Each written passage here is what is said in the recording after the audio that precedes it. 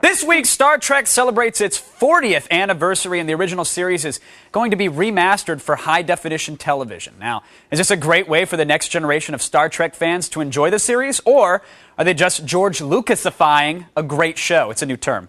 Wiki it. Raise the shields, folks! It's The Loop.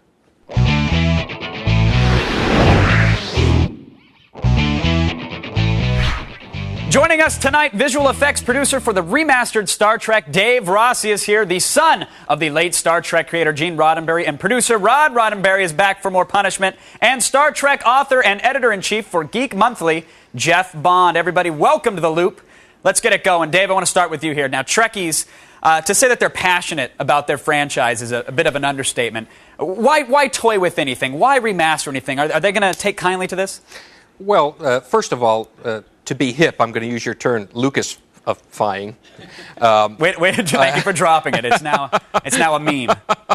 And I'm just going to say that a couple of years ago, if somebody would have approached me about doing this project, I would have said no, because I consider myself one of these purists. You won't find anybody more involved in Star Trek than me, or more passionate about it. You could be as passionate, all right, well, Dave, but not so more. What but let me just say this. 2 years ago to now, what happened that made you want to toy with these things? Because I've sat down with 10-year-olds and showed them their first episode. I've sat down with 25-year-olds, with 30-year-olds, and while you watch them get into the stories and realize that these characters are really cool, once you put a visual effect of the ship on the screen, they turn and they laugh and they snicker and they say that you know what? If that's their attitude, and if people can't watch a 40-year-old TV show without having absolutely perfect special effects, I say boo-hoo. Well, I have to say I agree. It is in the story. It's not in the effects. Well, what I'll say to both of you is that for people who have grown up with a certain aesthetic, I mean, there are video games that 6, 8, 10, 12, 15-year-olds are playing that have better visual effects. And if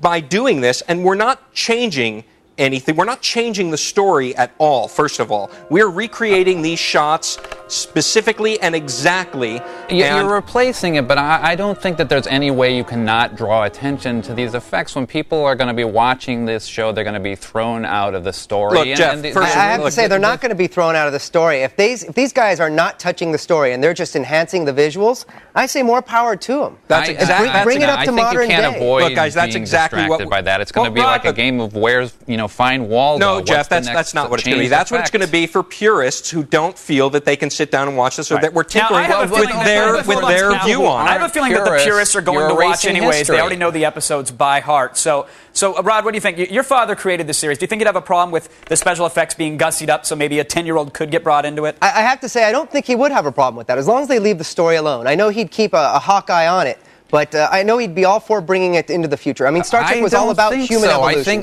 Star Trek was about sure, they would have loved to have had fantastic effects in the original show. The philosophy of Star Trek. Hold on a second, Jeff, 1 second. I want to let the philosophy of Star Trek is actually looking into the future. It's evolving. It's human evolution, and we can evolve. We can evolve these visual effects too. Yeah, but we also have to remember the past, and we're going to basically be erasing not forgetting the past, Jeff. The history of television. These episodes will exist as they have always existed in some format.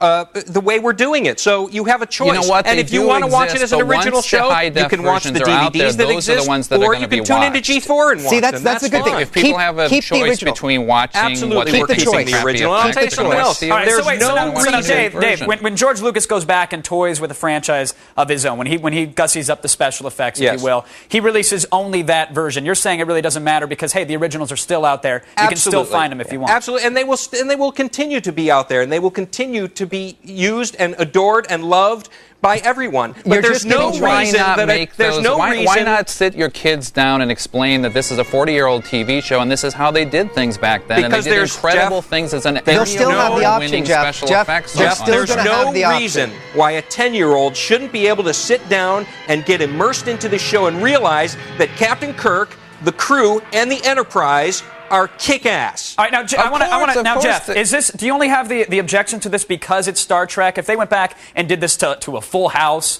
or a Family Matters, would you care?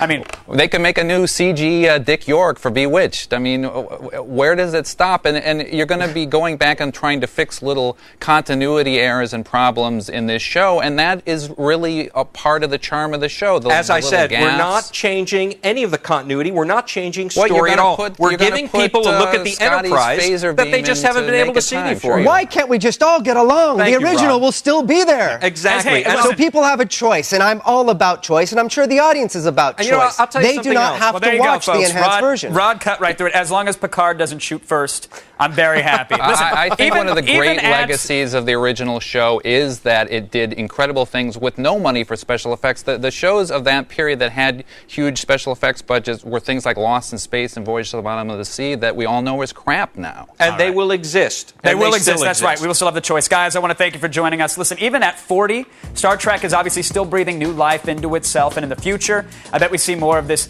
with old TV shows. It's going to happen. They'll probably digitally remaster me and make me look a lot thinner in the future. I hope so. Thanks to our guests, Dave, a lot prettier, Rod, for sure. and Jeff. The technology will never exist for that. Thanks for keeping us in the loop, gentlemen.